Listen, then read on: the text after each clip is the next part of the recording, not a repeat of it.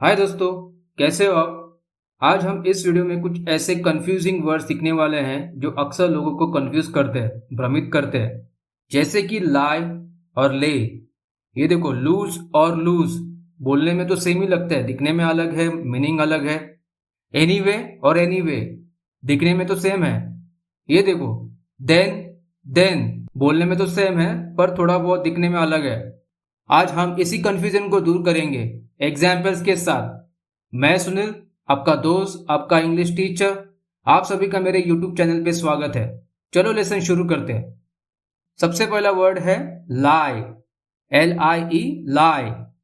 आपको पिक्चर में क्या दिख रहा है? एक लंबी नाक वाला इमोजी है। क्या मतलब होता है लाई का? झूठ बोलना। देखते हैं सेंटेंसेस। हम एग्जाम्पल्स इंग्लिश में देखेंगे, मैं हिंदी में बोल के बताऊंगा, ट्रांसलेट करूंगा। और आपसे एक रिक्वेस्ट है कि वीडियो को अंत तक देखें, स्किप ना करें। आप स्किप कर दोगे तो बहुत सारी इंपॉर्टेंट चीजें आप मिस कर दोगे। Don't lie to your parents. Don't lie to your parents. अपने माता पिता से झूठ मत बोलो। उसी तरह ही इज लाइंग नाउ, वो अभी भी झूठ बोल रहा है। ऐसे कई सेंटेंसेस है, जैसे कि ही लाइज अ लॉट, वो बहुत झूठ बोलता है। आई नेवर लाई, मैं कभी झूठ नहीं बोलता।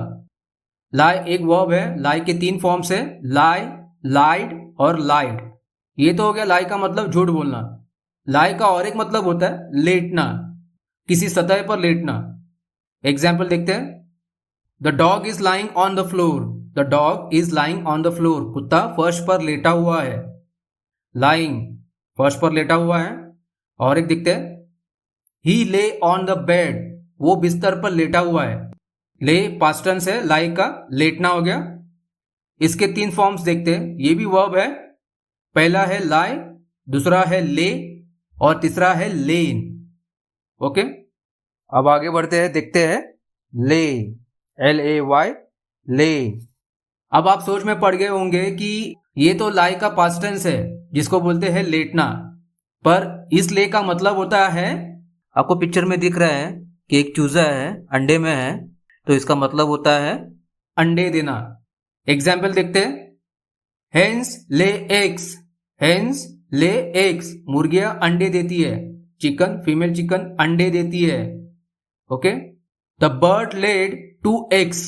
द बर्ड लेड, लेड ये ले का पास्ट टेंस है। पंछी ने 2 अंडे दिए, ये भी वर्ब है। इसके 3 फॉर्म्स देखते हैं, कौन से हैं? ले, लेड और थर्ड वाला फॉर्म भी लेड है। अब आपका कंफ्यूजन दूर हो गया कि ये ले कौन सा है? अंडे देना। और वो वाला ले है जो लाई का पास्ट टेंस है, इसका मतलब होता है लेटना। लाई, ले, लेन। ओके, आगे बढ़ते हैं। लूज, LOSE, लूज, इसे लूज बोलेंगे। आपको क्या दिख रहा है पिक्चर में? टूटा हुआ दिल दिख रहा है, ब्रोकन हार्ट है। क्या मतलब होता है इसका? हार जाना। एग्जाम्पल देखते हैं। We lost the match. We lost the match, lost lose का पास्ट टेंस है। हम मैच हार गए। हम मैच हार गए, समझे कब यूज करना है? उसी तरह I don't want to lose, मैं हारना नहीं चाहता या फिर चाहती हूं। I don't want to lose. Okay, समझे? लूज का और एक मतलब होता है खो देना। I lost my phone. I lost my phone, मैंने अपना फोन खो दिया। उसी तरह ऐसे बहुत सारे एग्जाम्पल्स है। She has lost her wallet, उसने अपना पर्स खो दिया। डोंट लूज होप, उम्मीद मत खोना। समझे? अब 2 मतलब होते हैं लूज के। एक होता है हार जाना या फिर हारना, दूसरा वाला खो देना। इसके भी 3 फॉर्म्स है। पहला वाला है लूज, सेकेंड वाला है लॉस्ट और थर्ड फॉर्म है लॉस्ट। अब देखते हैं ये वाला वर्ड लूज, इसे बोलते हैं लूज, LOOSE, लूज। लोग हमेशा कंफ्यूज होते हैं पहला वाला वर्ड को लेकर, लूज और इसे लेकर। आज क्लियर करेंगे। तो आपको क्या दिख रहा है पिक्चर में? एक पैंट दिख रही है, शॉर्ट दिख रहा है, हाफ पैंट है। तो लूज का मतलब होता है ढीला। देखते हैं एग्जाम्पल्स, तब आप समझोगे। My shirt is loose. My shirt is loose, मेरी शर्ट ढीली है। ओके, मेरी शर्ट ढीली है, तब हमने लूज का इस्तेमाल किया है। क्या होता है मतलब? ढीला। उसी तरह his teeth are loose, उसके दांत हिल रहे हैं, उसके दांत हिल रहे हैं, तभी भी हमने लूज का इस्तेमाल किया है। ऐसे बहुत सारे एग्जाम्पल्स है। These shoes are too loose, ये जूते बहुत ढीले हैं। वैसे ये कोई वर्ब नहीं है, इसमें डबल ओ लगा है बीच में, तो समझ जाना ये अलग लूज है, इसका मतलब होता है ढीला। आगे बढ़ते हैं, नेक्स्ट कौन सा है? एनीवे, एक साथ बोलना है एनीवे। क्या मतलब होता है इसका? फिर भी। कब यूज करेंगे इसे, देखते हैं सेंटेंस में। I am tired but I will go anyway, I am tired but I will go anyway, मैं थका हुआ हूं लेकिन फिर भी मैं जाऊंगा। फिर भी, समझे आप? मैं थका हुआ हूं फिर भी मैं जाऊंगा, तब हम यूज करेंगे। और एग्जाम्पल्स दूं तो I don't like it but I will try anyway, मुझे ये पसंद नहीं लेकिन फिर भी मैं कोशिश करूंगा। समझे आप? अब देखते हैं ये वाला एनीवे। ये है एनी और वे, ये अलग अलग है, अलग अलग बोलना है। आपको पिक्चर में क्या दिख रहा है? एक रास्ता है, तो ये वाले एनीवे का मतलब क्या होता है? कोई भी रास्ता। इसे कब यूज करेंगे देखते हैं। We can go by any way, we can go by any way, हम कोई भी रास्ता ले सकते हैं, कोई भी रास्ता ले सकते हैं। जब आप किसी से बात कर रहे हो कि कौन सा रास्ता लेना है, तब आप बोलोगे we can go by any way, हम कोई भी रास्ता ले सकते हैं। तब आप यूज करेंगे डायरेक्शन के लिए। ऐसे बहुत सारे एग्जाम्पल्स है। Take any way you like, तुम कोई भी रास्ता ले सकते हो, तुम्हारी मर्जी, तुम्हारी मर्जी, तुम्हें जो पसंद। आई विल गो बाय एनी वे, मैं कोई भी रास्ता ले लूंगा। वैसे डायरेक्शन के लिए यूज करेंगे। समझे आप? क्लियर हो गया? दोनों में फर्क क्या है, वो वाले एनी वे में और इस वाले एनी वे में। आगे बढ़ते हैं। Then, THAN, then. आपको क्या दिख रहा है? तराजू दिख रहा है, वेइंग मशीन है।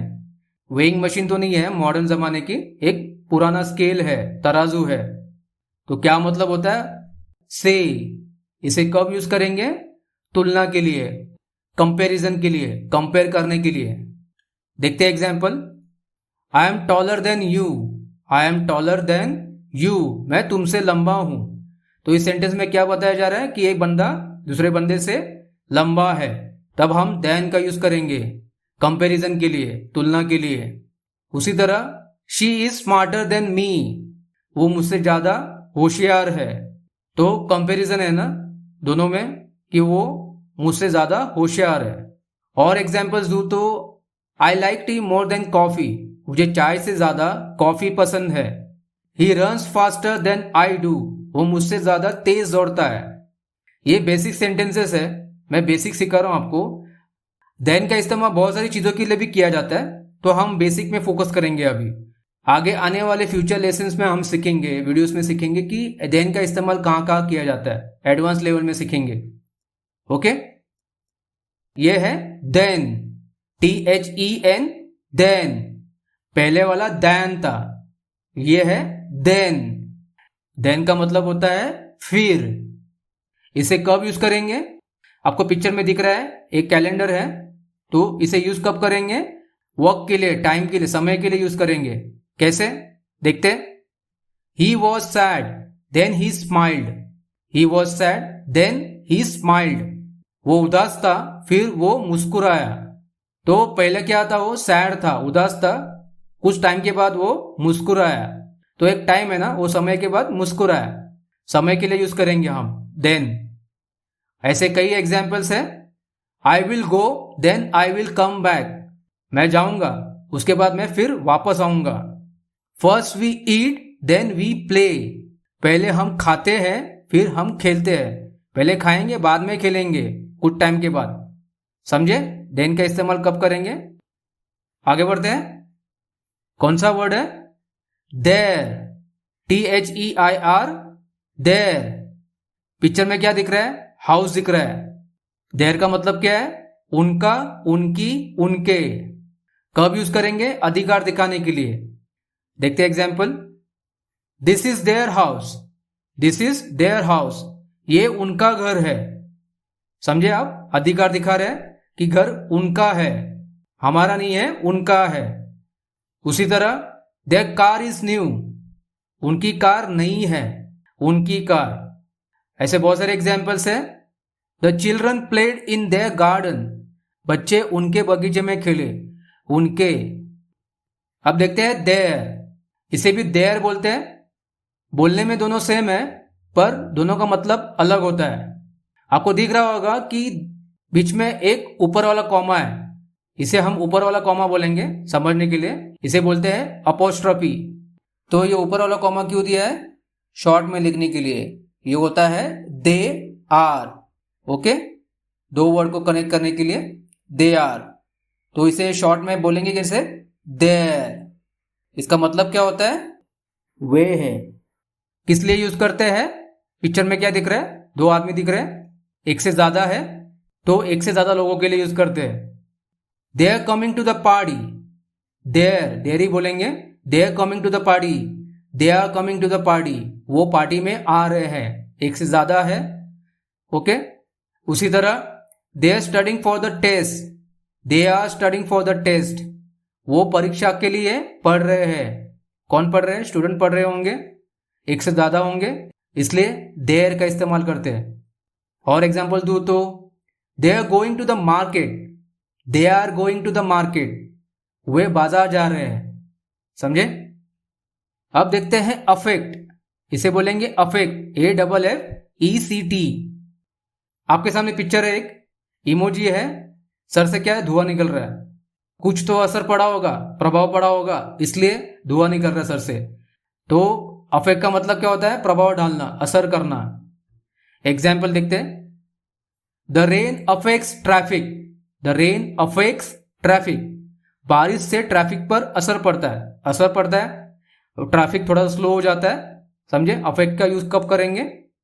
उसी तरह lack of sleep affects health, lack of sleep affects health, नींद की कमी से सेहत पर असर पड़ता है, ओके। नींद की कमी से सेहत पर असर पड़ता है, सेहत खराब होती है, ओके। ऐसे बहुत सारे एग्जाम्पल्स है। पोल्यूशन अफेक्ट्स एनवायरमेंट, प्रदूषण पर्यावरण पर प्रभाव डालता है, असर डालता है, प्रदूषण से पर्यावरण को नुकसान होता है। समझे? अफेक्ट का यूज कब करेंगे? अब देखते हैं ये वाला वर्ड इफेक्ट, EFFECT, इफेक्ट, इसे बोलेंगे इफेक्ट। लोग हमेशा कंफ्यूज होते हैं दोनों वर्ड को लेकर कि कौन सा यूज करना है, अफेक्ट यूज करना है कि इफेक्ट यूज करना है। पर दोनों में अंतर है, दोनों में फर्क है। पहला वाला वर्ड है वर्ब है और ये वाला वर्ड नाउन है। इफेक्ट का मतलब क्या होता है? आपको पिक्चर में दिख रहा होगा, क्या दिख रहा है? आग दिख रही है। आग लगने के बाद क्या होता है? कुछ तो परिणाम होता होगा। तो इफेक्ट का मतलब होता है परिणाम, प्रभाव, असर। एग्जाम्पल देखते हैं तब आप समझोगे। पर ये याद रखना, ये वर्ब नहीं है, एक नाउन है। This medicine has a good effect, this medicine has a good effect, इस दवाई का अच्छा असर है, असर। ऐसे बहुत सारे एग्जाम्पल्स है। Hard work has a positive effect, मेहनत का अच्छा असर होता है, पॉजिटिव असर होता है। मेहनत करोगे तो बहुत अच्छा परिणाम आएगा। समझे आप क्या अंतर है दोनों में, अफेक्ट और इफेक्ट में? Well done. इसी तरह आप रोज प्रैक्टिस करते रहे। आप रोज प्रैक्टिस करोगे, आप देखोगे कि धीरे धीरे आपकी इंग्लिश इंप्रूव होना स्टार्ट हो जाएगी। आपके सामने एक सेंटेंस है हिंदी वाला, उसे आपको इंग्लिश में ट्रांसलेट करना है और मुझे कमेंट करना है। इजी है, सिंपल है, 10 सेकेंड लगेंगे, ज़्यादा हार्ड नहीं है, फट से हो जाएगा आपसे। मुझे मालूम है आप रोज प्रैक्टिस कर रहे हैं तो डेफिनेटली आप ये सॉल्व कर पाओगे। मैं आशा करता हूँ आप कमेंट करोगे। मिलते हैं अगले लेसन में। Till then goodbye and take care.